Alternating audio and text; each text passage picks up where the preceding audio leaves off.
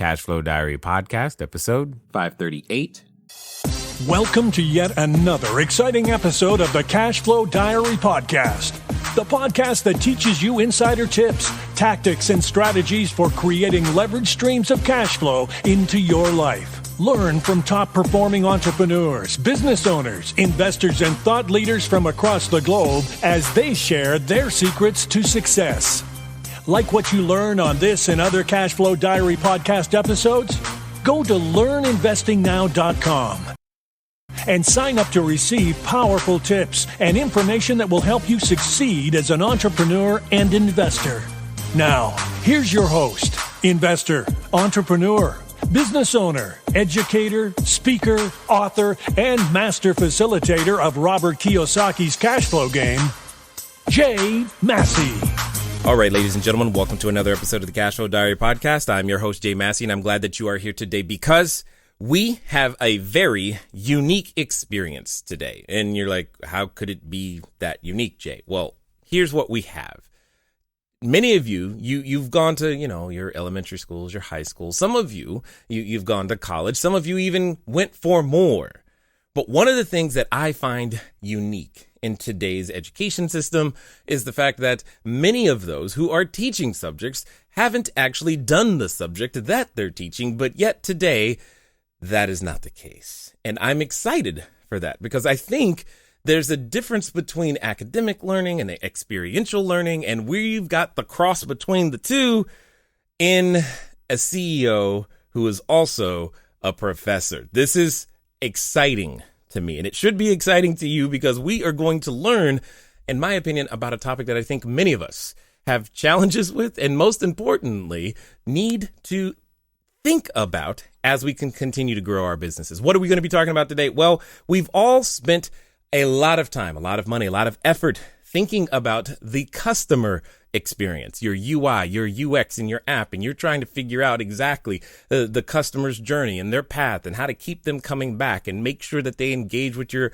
marketing and posts. Let me ask you this, when is the last time you've thought of doing that for those that you work with or for those that work for you? How is their engagement? What's their experience been like? And well, I have with me today none other than Tracy Maylett,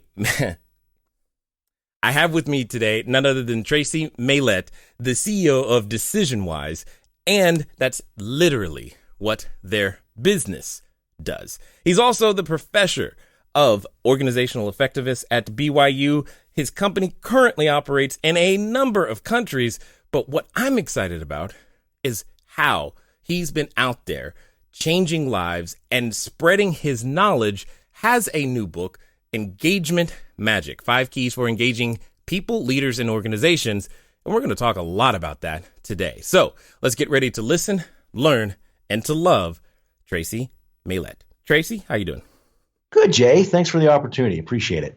I am glad that you are here. As you probably heard in the intro, you're in a unique category, in my opinion, because we don't run into many who teach and do at the same time. And I already commend you for that, sir. I appreciate that. That's very intentional. So I appreciate you saying that. So this being the first time that you're here, I need to ask you the same question I tend to ask everybody else the first time that they're here. You ready? Sure. All right. I tend to look at today's entrepreneurs a lot like yesterday's superheroes, like Batman, Robin, Wonder Woman, the Hulk, etc. You get the idea. Because I think entrepreneurs and superheroes have a ton of things in common. For example, as an entrepreneur, occasionally I can envision myself, running around town, using our products and services and saving customers one sale at a time. And yes, I'm probably dressed in a cape and some tights at that moment. Now, also though, like a superhero, there's a time where that entrepreneur has a beginning. So if you think about Spider-Man, for example, there was a time where he was just a kid going to school, doing his thing, taking some photos, trying to make sure he had enough money to take a girl out on a date at the end. And that's it. Then one day he gets bit by a spider, discovers he's got a superhuman ability, and now he's presented with a choice. Am I going to use this for good or for evil? So my question to you is very simple. When it comes down to, we know you as the CEO of DecisionWise. But we know you, for your books. We know you for all the work that you are doing over there at BYU. But what we want to know today is before all of that, who is Tracy Maylett? Oh, it's a good question. I don't know that I've ever been asked that on a podcast, to be honest with you. You know, Good. as I look at this, so thanks for the question. Thanks for the introspection here. As I look at it, basically, I think my real purpose in life, and as you get into your career, you start wondering, why am I doing this? And by the way, we're going to talk about meaning here as being one of those critical elements to make yourself, feel like you're engaged in what you do. But as I look at what really brings me meaning, I've gone to a lot of school, and probably too much school. And as I look at also what I've done in my own career, I look and say, what can I say that has really brought me joy in what I do? And I have to say a few things. Number one is, myself on a personal level, family is big for me, and family is so huge. But on the second part of that is, how do I contribute to the world? And I look at my contribution, and I have to say, I think that's through people. And as I look at that, I say, what does that actually mean? Well, being able to, when you consider people going to work and spending 8, 10, 12 hours a day, when they do that for 50 hours a week, that's a majority of, or a good portion of your waking hours, and say, how do you make that so it's something that A, is enjoyable for the employee, but second of all, how do we make sure that the company, the organization is flourishing because of what that employee experiences? And so to answer your question, I'd have to say, Jay, it's probably, I look at who I am, and I think my real purpose is to create those environments in which people can do their best. And that, whether that comes through teaching, whether that comes through writing, or through leading my own company in those efforts, I think that's really kind of where it comes from. So, okay, well, let me ask it this way then. Where did that get started? I mean, did you just wake up one day? I mean, most superheroes, there's usually a process. It's like, they start here, but on their journey, they discover, hey, this is where I belong. What was that like for you? I think I did take the Spider-Man approach, I think, on that one, which is, I was going along in, first of all, I went to school because I wanted to coach football. And as I went, I look back and say that was probably a good thing that didn't ever happen. Wow. But as I look at kind of where things came and what that spider was that bit me, there were several pieces that changed the direction of my life. The first one is, I was working in retail.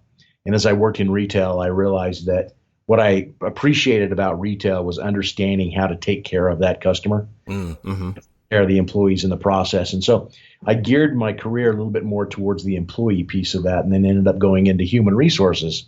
And when I was in human resources, the Spider-Man analogy, I guess that other spider that bit me that changed my course was, I had to understand that in order to be a successful human resources individual, I needed to understand business in general, and kind of went that different course as well. So I guess I've kind of been steered rather than choosing my own direction. And having the ability to direct a company here as CEO has really allowed that to come and play out. I never started out hoping to be a CEO. I didn't go to school as an undergraduate in business. Those turn of events just happen, and I went through those doors as they opened up.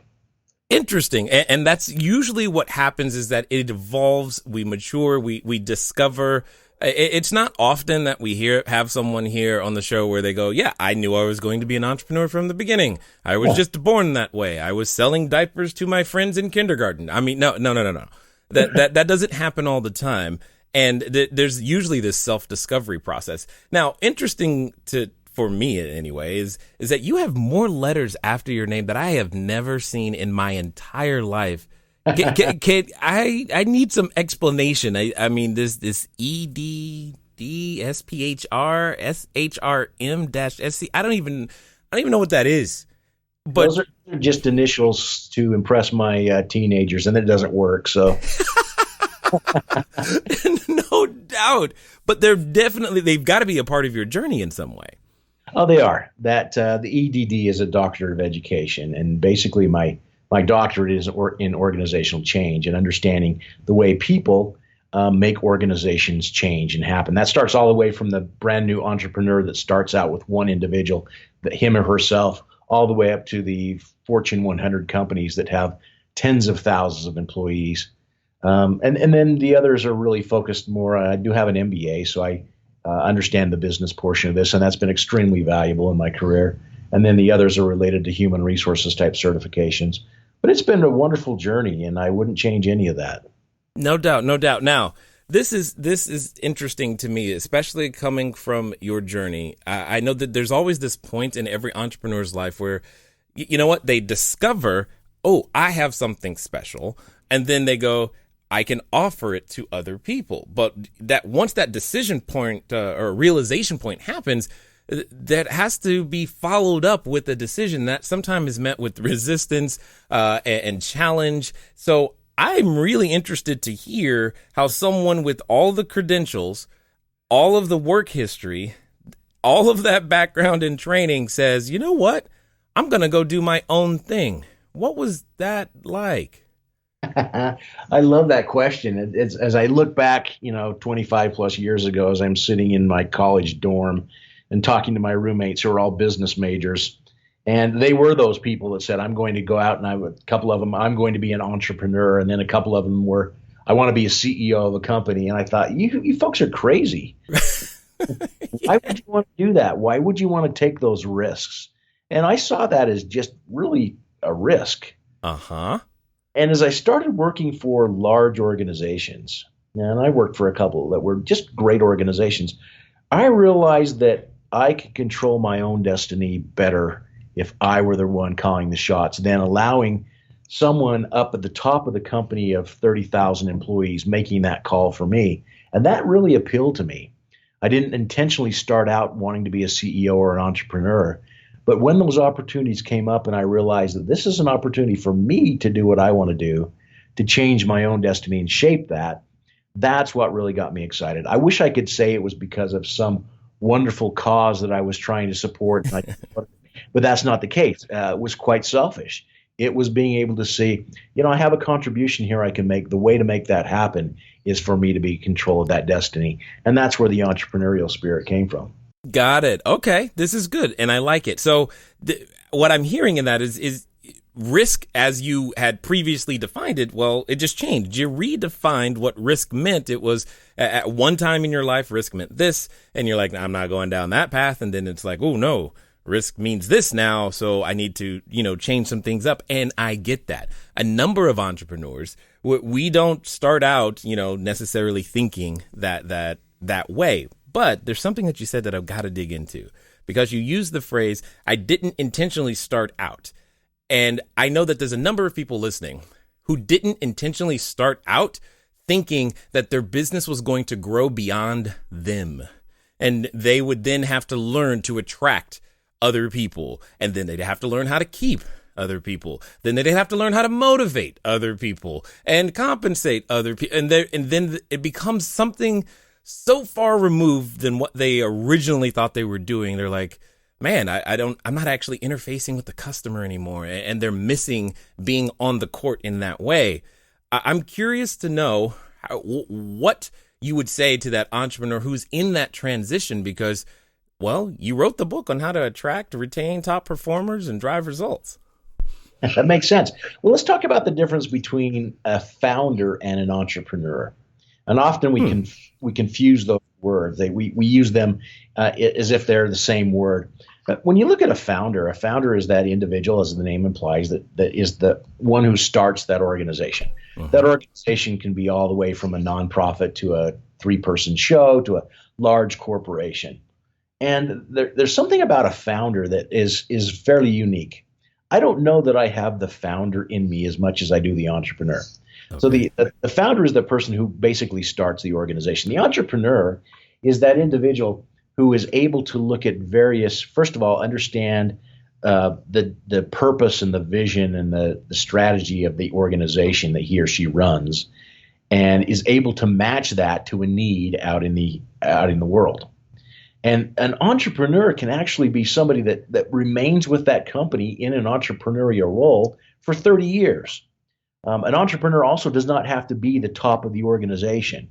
One of the things that we do in our organization at DecisionWise is we expect our employees, or hope our employees, see the entrepreneurial side, which means that I'm running my own mini business inside a larger organization. The reason I mention those differences is because if you are truly a founder, and we coach a lot of individuals who are founders, that is basically their responsibility and their love is to be the founder, to start at something and then move on, then it's probably not right that you continue in that founder role in perpetuity in an organization.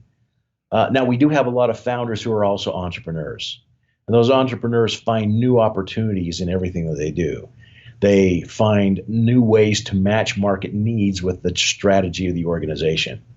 So to answer your question in a very long way, basically the first thing we need to understand is, are you a founder, are you an entrepreneur, or are you both? If you're a founder, you probably need to move on, and there's a place for that to hand over the reins.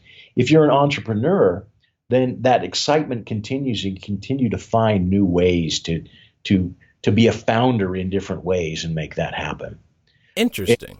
In my career, also, one of the things I've noticed is that there was a point till probably 6-7 years ago that I had to move out of that founder role and allow autonomy for others to come in and implement their ideas as well. That's a tough transition for many people to make, and it wasn't easy for me either. Well, I mean, it's your baby. You're taking care of it. No one's, and at least we tell ourselves, no one's going to take care of it like we will. And it gets challenging. I've been challenged with this, myself. I mean, the most we've ever had, I think, might be where we are. We're like at around 11 people right now. And for me, that feels like what is going on to some degree, because it's like, oh my gosh, there's always somebody. It feels like there's always somebody needing something, and I've got to be ahead of it in order to help them with it. And I'm just like, okay. But at the same time, the concept of any of them going away and having to find another one just goes, oh my God, I don't want to go through that. I mean, what are we to do? Yeah, there's that point where, and you described it very well. So all of a sudden you're moving from everything that happens in this organization I touch. Yep. My hand is on everything. I know everything that's going on. I know how to run everything. I know how to handle all the technology and all the sales and everything that's involved in that. And there's a point where, and it usually happens about where you're at, honestly, Jay, it's about the 10 employee point, right, where you have to realize I can't do everything. Right. And in fact, as I look at my organization, I realize that there are probably 75% of these jobs that there's absolutely no way I could do. I simply don't have the knowledge to make it happen. That's a big realization that stumps a lot of people. And that's where you move from, founder, which is being involved in everything, and you start moving into that area where my responsibility really is to manage or lead these very good people who are much more competent in these areas than I am. And that's okay. You just nailed my life right there, because I'm looking at a lot of the things and going, if that person goes away, I have no idea how to do 10% of what I can fake it for a while, but it's just not gonna be the same, and I'm gonna have to find another person like that person. That's a problem. And I start thinking about how to keep them, how to attract them, how to make sure that they're still, as you would say, engaged. Now, with that being said, my question to you is, because I think everybody listening understands what it means to have engagement from a social media aspect or engagement with your customers. What do you mean by employee engagement? Hello there, entrepreneur. This is Jay Massey. I know that if you've ever gone over to the site, CashFlowDiary.com, you may have asked yourself, where on earth do you get a domain name from? Especially as you are beginning to build your bigger, better, badder business, you need a web presence. You need the email address. You need a way for people to contact you electronically so that you can stop doing the @gmail.com game. Well, the good folks over at GoDaddy have definitely supplied us with every domain that we have ever used. So what I want you to do is I want you to go over to trygodaddy.com/CashFlowDiary. Again, that's trygodaddy.com/CashFlowDiary, because it's a quick way for you to get set up to capture your domain name the exact way that you want it. They got easy search functions, and most importantly for you is that you'll be up and running today. As I said, once you get started, stay started. Don't let small little obstacles of how to get your own domain name going stop you. So again, go to trygodaddy.com/CashFlowDiary, and let's get back to the rest of the story. Well, let's take what you just mentioned, the engagement in social media, engagement with your customers, etc. Okay. and then we'll apply that. So let's break it down. First of all, engagement has two parts. All right. The first part is some type of feeling or connection. So you look at engagement in social media, it means that I'm feeling something that causes me to do the second part, which is to act. Okay, so engagement has two parts, both feeling and doing something about it. So when we look at engagement in social media, basically what we're trying to do is get people on some type of emotional level to connect with you. That emotional level could be really a strong, heartfelt emotion, or it could be simply a desire to understand more, and then do something about that. So when we apply that concept to employee engagement, it's the same kind of general idea, and this is where people get really messed up. And that is that engagement is both feeling and doing. What we're trying to do is get our employees to feel something. That feeling is that loyalty, that desire to give the discretionary effort to their jobs, etc. But then it's to do something about it. That it results in something because of that feeling that I have, that joy that I have in working with this company, or that loyalty that I feel. I in turn reciprocate and give something back to the organization. And where we're really missing the boat when we talk about employee engagement, and lots of articles that I read or people that are speaking, they're just talking about the first half of that feeling. I want my employees to be happy at work. That's great that they're happy at work, but unless they're doing something about it, it really doesn't help me much. That sounds cold, Jay, I realize that. But at the same time, I'm not in the business to just make people happy. I'm in the business to help them be their best selves so they can also help our organization grow. Interesting. Now, I'm going to tell you, I'm going to be very transparent and tell you the thought that came to my head the moment you were talking. Please do. I know that there are many who probably have had this thought or were thinking it as well, going, well, Tracy, I don't need to do any of that. I just got to pay them more. Yeah.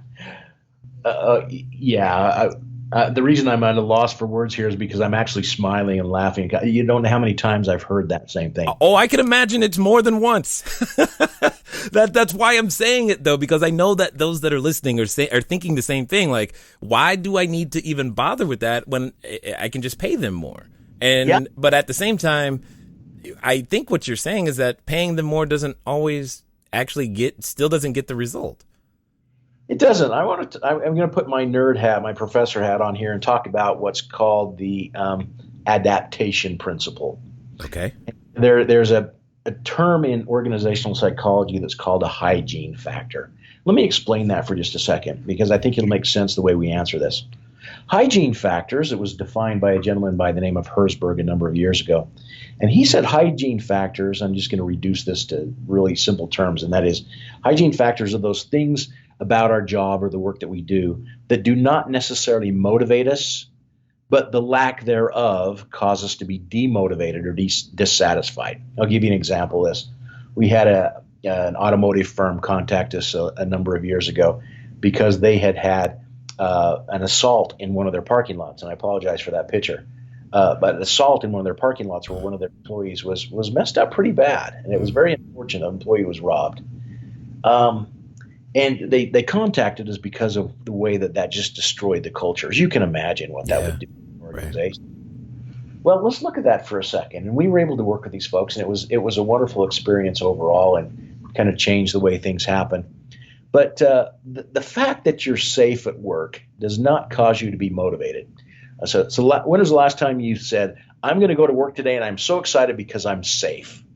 You just don't do. The minute I take that away from you, you become dissatisfied with your job.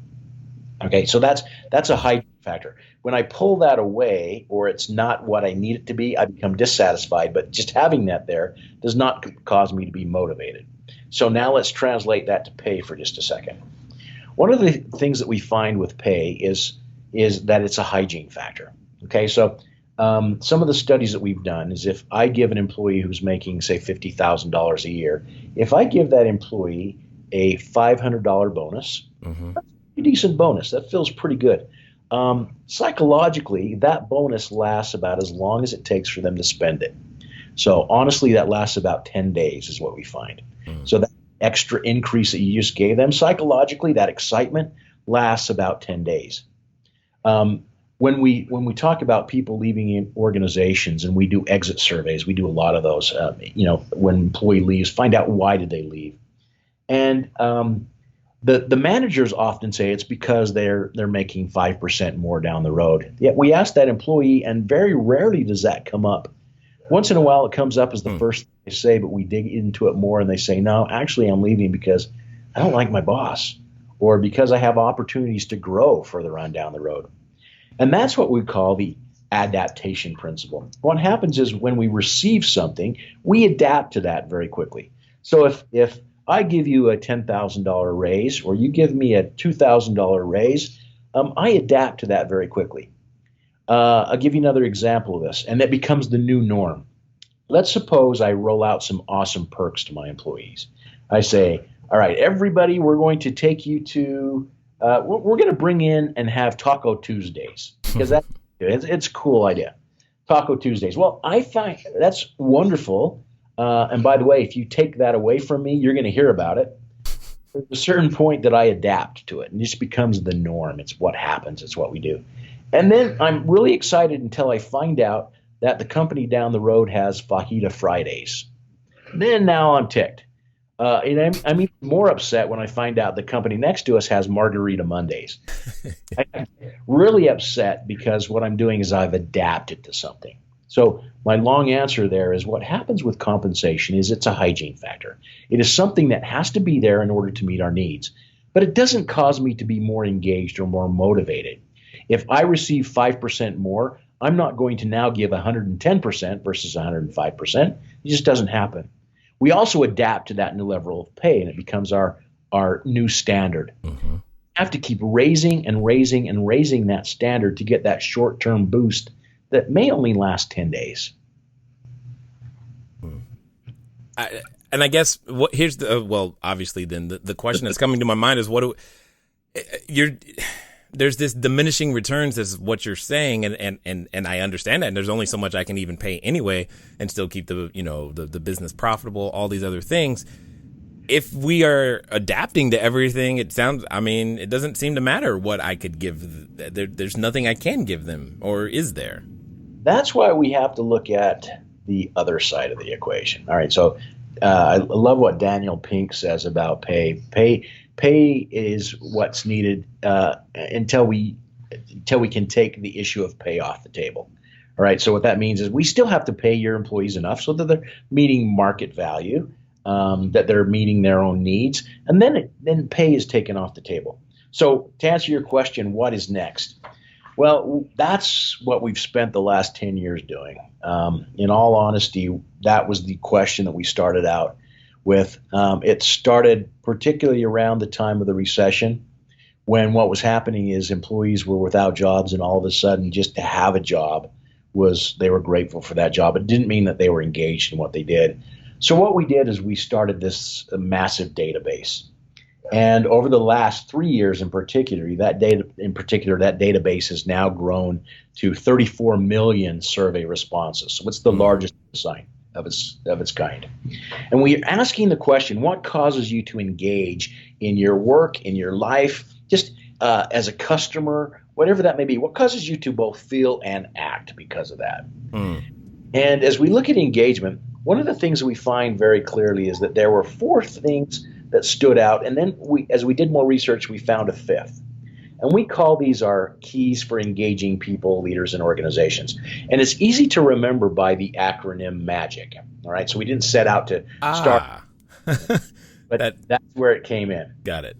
And those elements that we found pretty clearly are, first of all, meaning. So that's the M. I need to find purpose in my job just beyond the job itself. So if I'm out there, you look at, for example, doctors who may go to a foreign country and spend 3 months in horrible conditions, and they make $15,000 that year for doing it, yet they feel like there's a reason for what they're doing. That's meaning. That's the first thing we found is through that database of 34 million that creates engagement. The second one is autonomy. When I feel like I have the ability to use my skills in the best way that works for me, then I'm autonomous. I'm able to contribute more. That does not mean anarchy or chaos. We still have to operate within boundaries, but when I have some degree of autonomy, I tend to be more focused and engaged in what I do. The next one is the G, which is growth. we find in particularly millennials and the subsequent generations, also the ones that were now getting out of college or out of high school and entering the workforce, we find that growth, people will leave a business or an organization for growth opportunities faster than they would anything else in today's generation. What that means is, even if I'm getting less pay working for the guy next door than I am with you, Jay, but I find that I can grow, then I'm likely to leave that organization. And growth is finding yourself being better today than you were yesterday. That's the G. The next is I, or impact. That's I'm finding results of my effort. So I come to work and I feel like I actually did something that there's a reason behind it. So the meaning and the impact go hand in hand. Impact is seeing results of your effort. And then finally, the last one is connection. A connection can happen in a lot of different ways. It's a sense of belonging to something beyond just yourself. It can be a connection to your organization.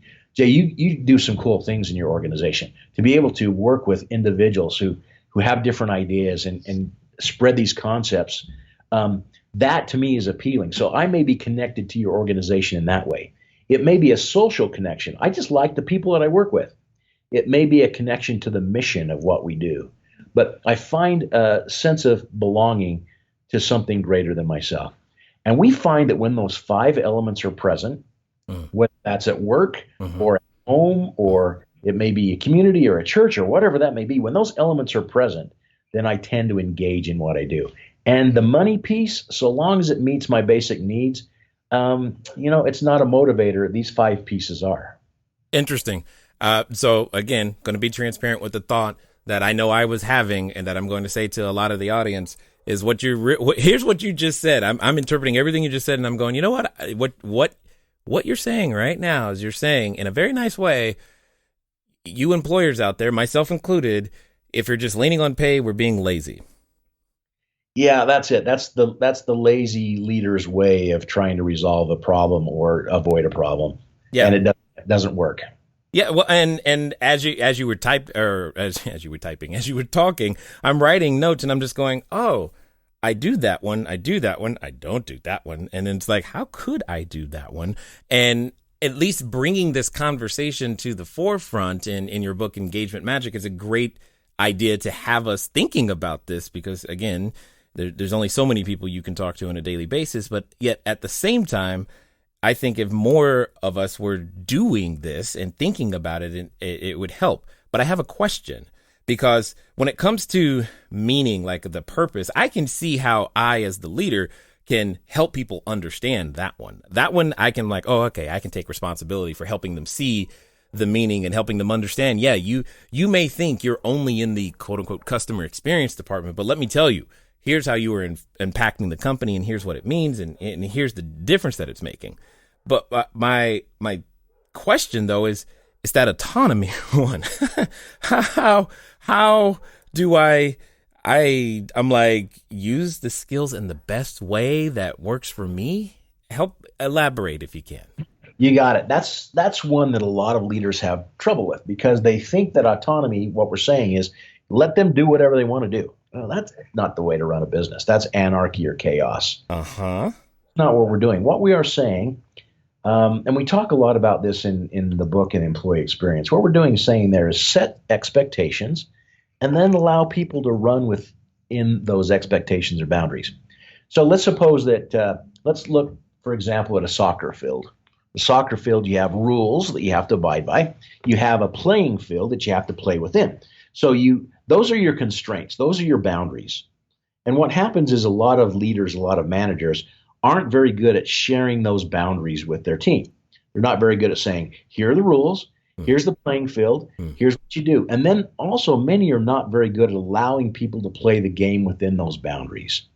So the ideal leader when it comes to autonomy is one who sets those boundaries and says, so long as you operate within those parameters, I'm going to stay out of it and let you run with your abilities and just make it happen. I'm going to let you to shoot at the goal when you choose to do that. If you want to take in basketball the 3-point shot, I believe in you. You do it so long as you operate within these boundaries and these rules that we set. So there are 2 things that you can do there. Number one is, as a manager, Be very clear about those expectations and those rules. Set those rules.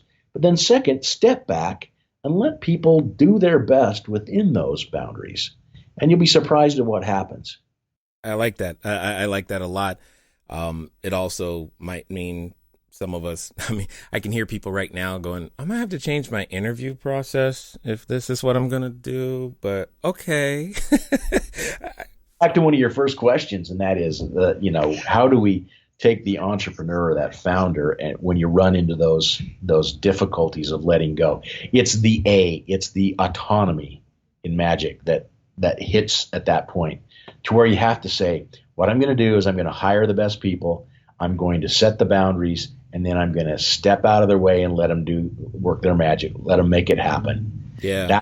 That's a tough move for a lot of entrepreneurs to make, and that's the A in autonomy. Now, I had a mentor in my past who he would always say to me the following phrase. He said, Jay, people stay where they grow. So I feel like I understand the G, but I also feel like you're meaning more than just make sure they have some personal development books and go to training. I feel like it's more than that when you say it, though. Yeah, there's the being stretched and challenged. So it's not just going off to a course. 15 years ago, growth meant you'd send me off to a course back east, right? And Right. You're there 3 days or a convention. Well, that's great. Continue doing that. But at the same time, growth is being stretched and challenged in a way that makes you better today than you were yesterday. Those don't always happen through promotions, particularly in a young organization. Where do you get promoted to? They don't happen through promotions. It's through challenge and stretch assignments. And sometimes that comes through some difficulty. Sometimes those challenge assignments may not be something that are necessarily asked for. And the adept and the skilled leader is one who's able to say, I'm going to throw some challenges at you and let you run with that and see what that does for you. But is there no concern with people not, feeling like, I can't do it and quitting in some way, shape, or form? I mean, I don't know. There's a difference in, like, I know me. If I'm presented with the challenge, part of the reason I'm going to push through is because it's my baby. If it doesn't push through, then I'm going to have to start another business. Who wants to do that? But for them, I'll just go get a different job if I don't want to. You know what I'm saying? Yeah. Well, there are two pieces there that are very important. First, we often, as entrepreneurs or founders, think that my baby is different than your baby. And it is. I understand that. It's my company. It's your company.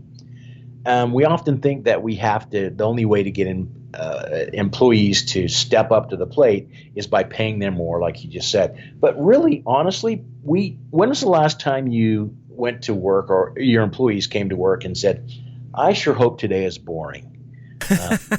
Sure hope it sucks the life out of me today. We don't. Our natural human instinct is that we want to grow and become better.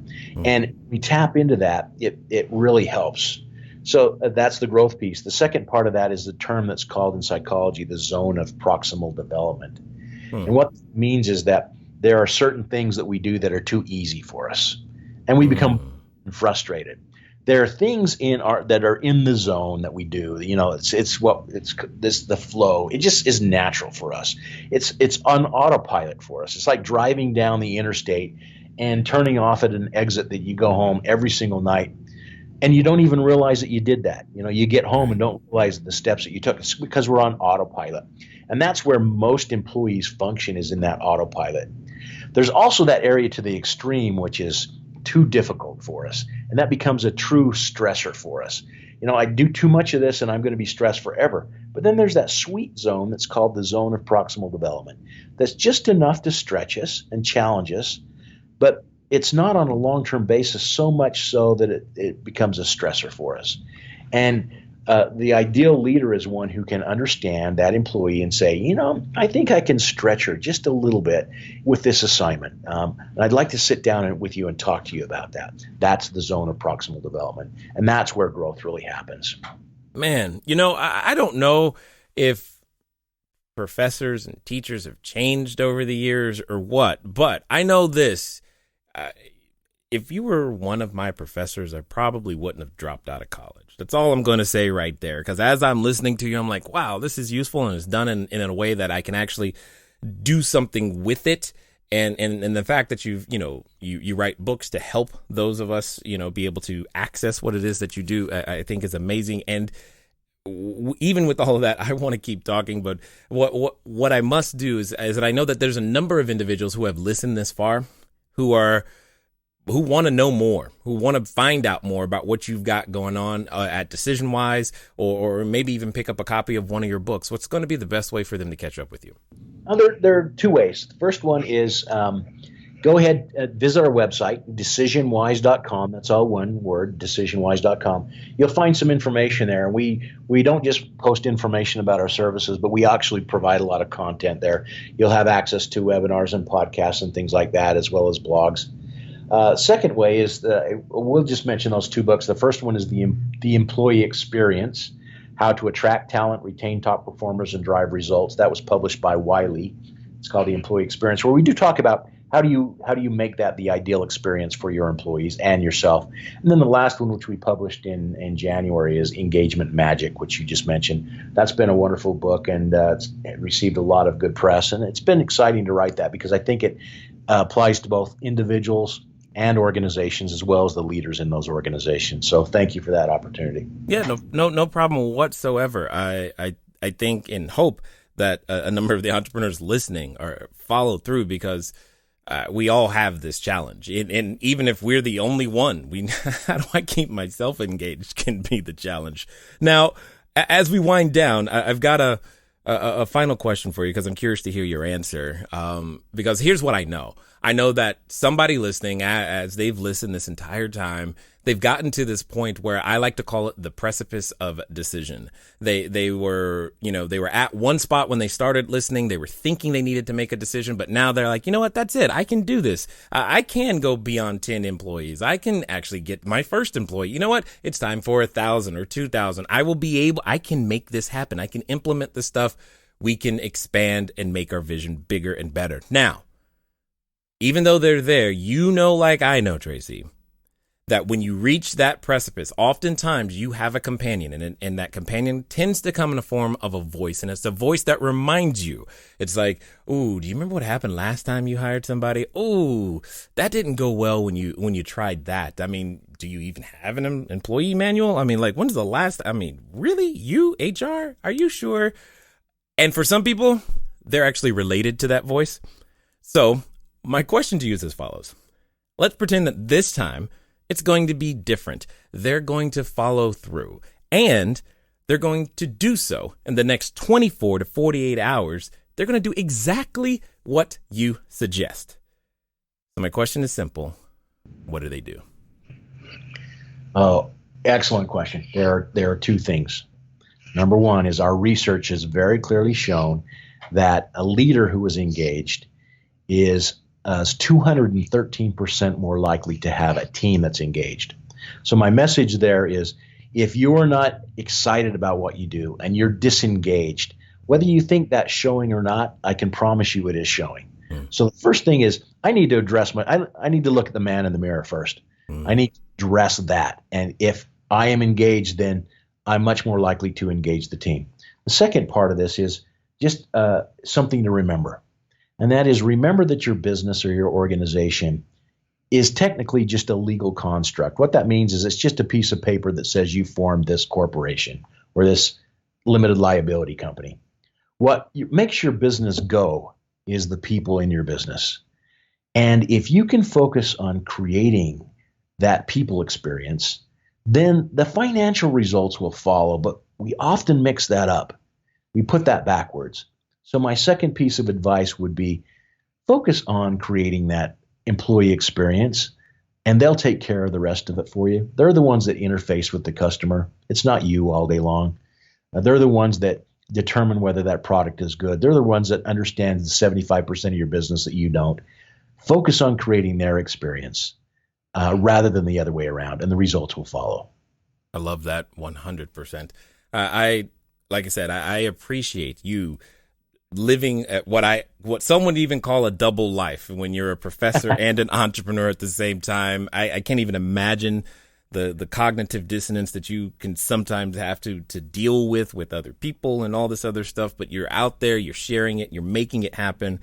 And I appreciate that. And I just want to be the first to say thanks for taking the time to share your knowledge, your wisdom, and your insight here with us today at the Cashflow Diary, sir.